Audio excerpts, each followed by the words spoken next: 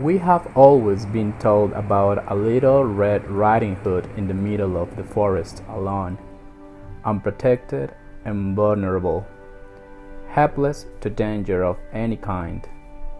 Throughout centuries, stories like this have taught women and girls not to be by themselves, not to walk in solitary places. In other words, to be always beside a man so they can be taken seriously. This is a different story, not the same one we have heard since we were children. New ages require new kinds of morals to tell next generations.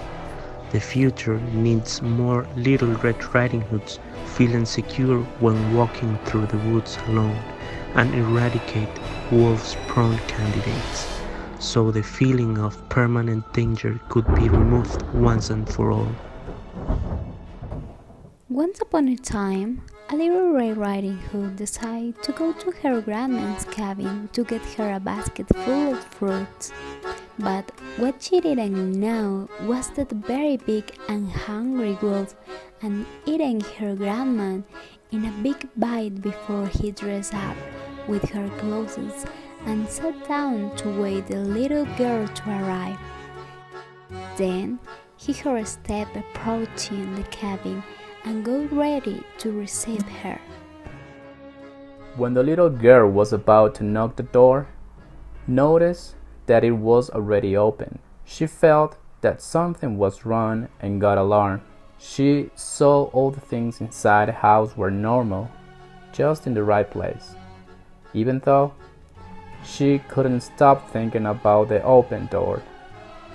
Walked to the kitchen and saw his grandma with a weird look.